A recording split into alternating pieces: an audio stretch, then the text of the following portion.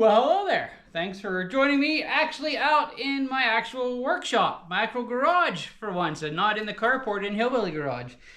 I got a little 87 Honda TRX 350 here. Pretty much all I needed to do was to service it, which is done. I changed the oil, I pulled the carburetor, I cleaned it, that's done. And I gotta check the rear drum brakes because the owner says that every once in a while they just grab and they'll stick and it's kind of randomly. So that probably needs a little attention. It's probably full of dirt and brake dust and needs cleaned and lubed up.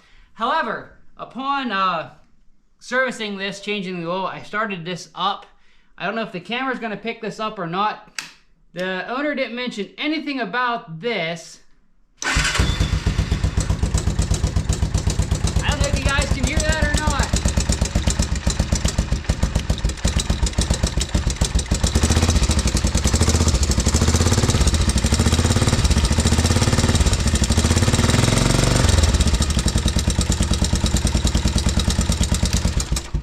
That is either some horrendous piston slap, which is not a good thing, or the valves are severely out of adjustment, which not a major thing. I guess the thing to do is we'll check their valve adjustment first, and if it's inspect, then that's piston slap, and that's a top end rebuild, which I don't know if the owner knows about or not. Let's dig into it. We're gonna find out.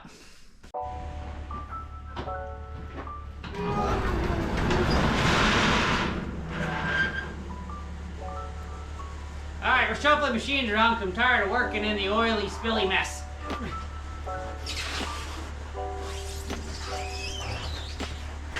I guess that's actually not a whole lot better right there, is it? It's all the dirt. Yeah, do you want me to get a shovel? I have a shovel. You have one? Want me to shovel it out? Yeah, this flat shovel is probably not the best suited. This. I got one of the kids for the sandbox.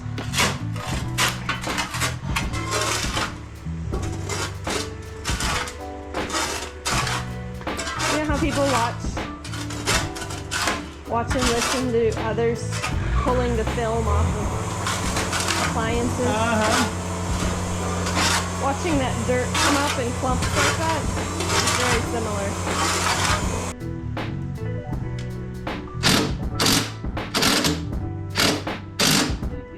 You want me to hold that tight on top? Screwdriver. Ta-da! A little crack here. That's more than a little. Do you trust me to hold this still? I don't know, it's just probably gonna be pretty tight. It's probably pretty rusted. I'm gonna need 2 hands. Oh.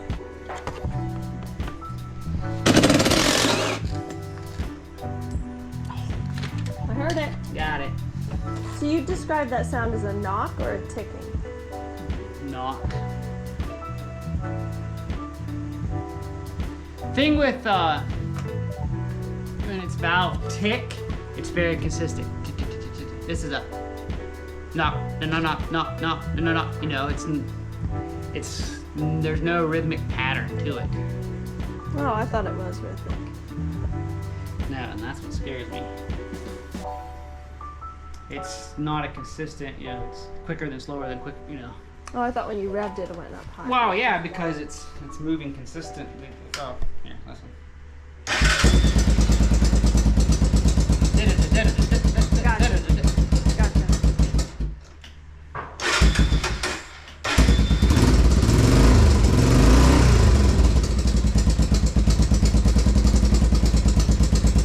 Valve tick's usually not that loud.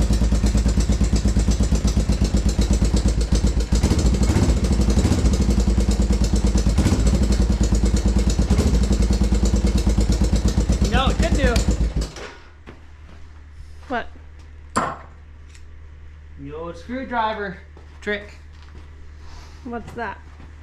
You put the screwdriver against the engine, Uh-huh. and you should be able to tell where it comes from by actually listening through the screwdriver. Oh, This okay. is old school mechanic trick here. Bone conduction. Bone conduction hearing.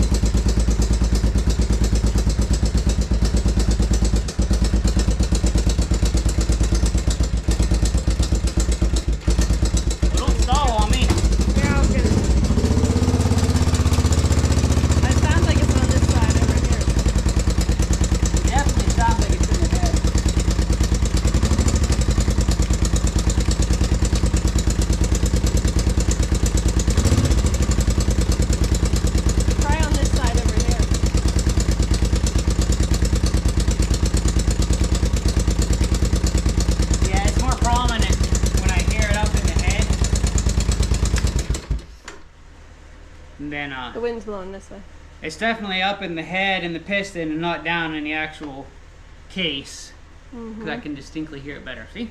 Old school mechanics, new tricks. What are you saying? You're old?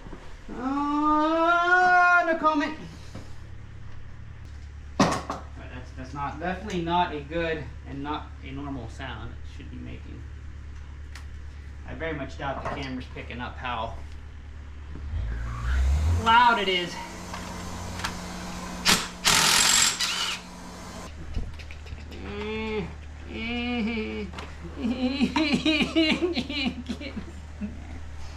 Scan machine. What are you doing? Swivels. Is that loud? Are you sure? It's loud because it's my garage. See how easy that made that? Oh. Woo. Gracias.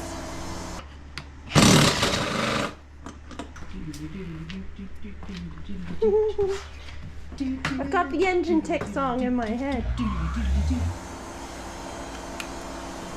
You can look back at this video and remember how you took it apart so you know how to put it back together, right? Yeah, this might be fine. Yeah, there you go. It's got a hat. Ta-da! That works really well. Time to quest for my number 3 Phillips.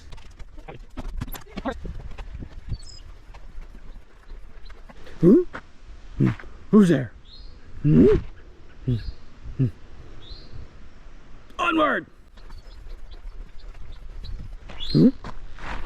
Ooh, Chevy. Oh, come in.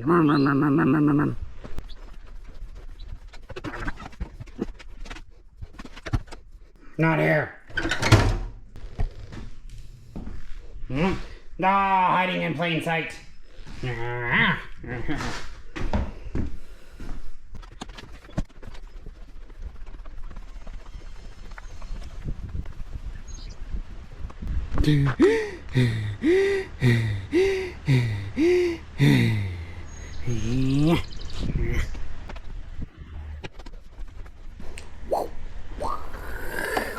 So I had a number 3 screwdriver in my little container here the whole time.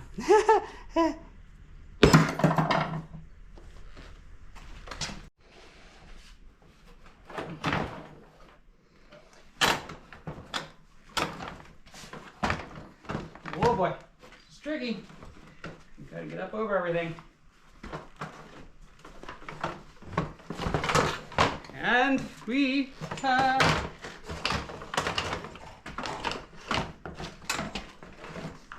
success! Ta-da! Alright, so we adjusted the valves. The exhaust valves were a little bit tight. We still get some slapping.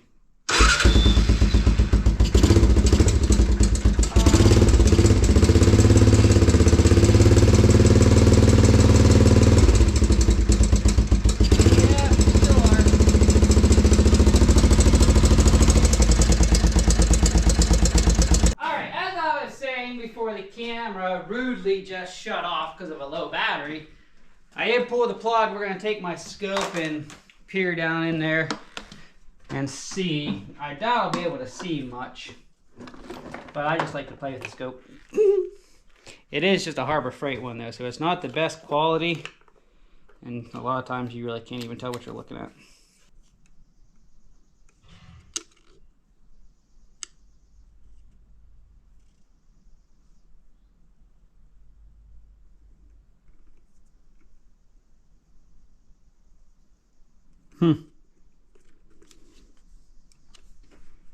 Piece of junk.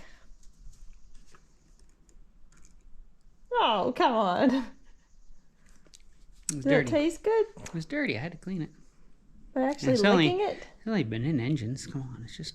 Oh, I know. They're so sterile. Oh. Okay, there. She's at the bottomest position. Bottomist. I like that. Bottomest. I said bottommost. We're just seeing a reflection. Yeah, I can see the crosshatch, but it's a reflection on the top. I'm not seeing any big Not on that scores side, or anything, but I don't see any major damage. I can still see cross-hatching, which is amazing. Yeah. As old as this guy is, because I doubt it's ever been rebuilt, but I don't know that for sure. Yeah. So what's the slap we hearing? Piston doesn't look like it's touched any valves or anything. Doesn't look bad in there.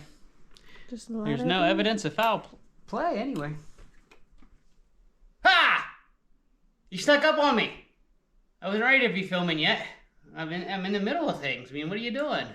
Oh, well, guys, I talked to the customer and they said that his boys had heard that random knock, before. So he said to go ahead and look into it. I am 98% sure that it's the timing chain.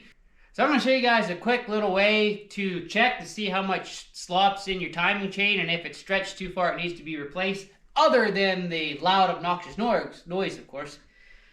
So you don't have to tear into your motor completely to find out. So all I'm going to do right now is take this timing chain tensioner off, which on this 87 TRX 350 is kind of a pain to get into this one here in the back without taking a whole lot off. I don't want to take more than we have to, because we only have to go down this far. Well, I got to take this off and take this off to replace the timing chain. I should be able to fish it out after that. But I didn't know if you wanted the camera in front of you. I can't see. Or if you want it to the side. You know, the thing that stinks with this is I just put fresh oil in it because I didn't get to hear it run until I had serviced it. And now I'm gonna have to drain all that oil.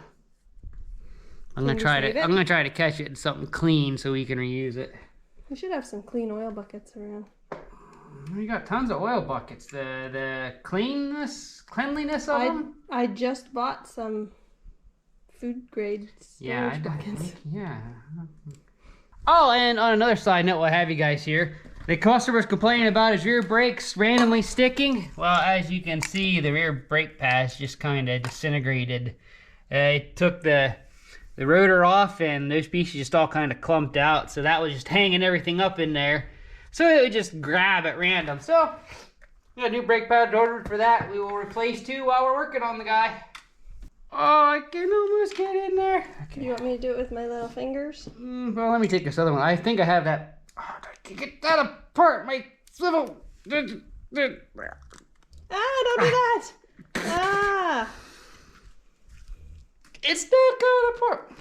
Your $6,000 teeth, don't you do that? But look at the smile. Look at that smile, that's right. It's just all yellowed from coffee drinking. I am a big coffee drinker. I'll tell you what, they're straight. They are straight. Okay, that won't fit in there anyway. Now this one's coming in my head. Still quite a bit of throw on that, but there we are right at the end. So here's a way you guys can check to see whenever you put the timing chain tensioner in, you usually reset it clear back so it's tight. You stick it in, and then when you stick this bolt in, it pushes this rod out, which is on a spring, and that pushes on the timing chain, which keeps, well, the timing chain guide, I guess, is what this pushes on, and that keeps the timing chain nice and tight in there. Well, as your timing chain stretches, this will automatically continue to push out to automatically keep tension on it. However, there will come a time when your timing chain is stretched too far and this reaches its useful end. So one way you can check to see if your timing chain has reached that point is to take it out, extend this the whole way, and then push her back in. And you see all the more space I have in here. So being that close when it's fully extended is telling me that our timing chain is awful stretched. So if it wasn't stretched, you would have a lot more space. You know, I'd be out here like this, where I'm clearing here like this. So that's just a quick little way you can sort of, kind of, it's not a foolproof way to test if your timing chain is completely stretched or not, but that's a quick and simple way to give you an idea if that's the place where you gotta start. Now where to put them little bolts so I can put them down and forget them. So I'm gonna go ahead and get a timing chain ordered for this guy, get it here, and on the next video with this 87 TRX 350, we'll tear the head apart. We might as well check things out while we're in there. We'll probably go ahead and clean up the valves and stuff a little bit, because if we're in there, we might as well do it right. And replace our timing chain. And the most important thing, hopefully find something clean to catch all that nice fresh oil in that I just put in there. I plan on going Tractor Supply tomorrow, picking up buckets. And we'll get this timing chain in here, get rear brake pads on. When they come, they'll probably be here. They're supposed to be here before we get this all done, I would imagine. And then we can throw those on there, and this guy will be good to go. So I guess that's the plan.